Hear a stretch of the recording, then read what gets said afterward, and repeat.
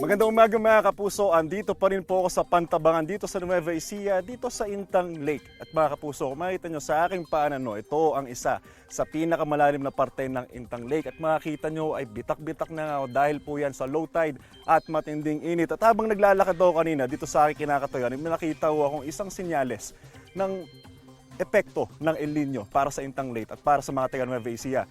Dito po sa aking kaliwang paa, kung makikita nyo mga kapuso, meron ho ditong isda na natuyo na lang dahil sa tindi ng init at epekto ng El Nino. Sobrang laki pa niyan mga kapuso. Natuyot na lang siya.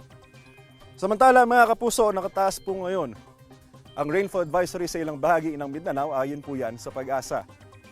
Ayon sa Pag-asa, apektado ang ilang bahagi ng Agusan del Sur, Surigao del Norte, Surigao del Sur, Zamboanga Sibugay at maging ang Zamboanga City. Asahan po ang malalakas na ulan sa mga nasabing lugar. Tatagal ang nasabing rainfall advisory hanggang 8:50 ngayong umaga. Kahit na may pag-uulan, maghahanda pa rin po tayo sa mainit at malinsaang panahon. Posibleng umabot sa 47 degrees Celsius ang heat index o damang init sa Dagupan, Pangasinan. 46 degrees Celsius naman sa Apari, Cagayan at Aborlan, Palawan. 45 degrees Celsius naman sa Bacnotan, La Union, Subic, Zambales, Sangli Point, Cavite, Coron, Palawan at San Jose Occidental, Mindoro.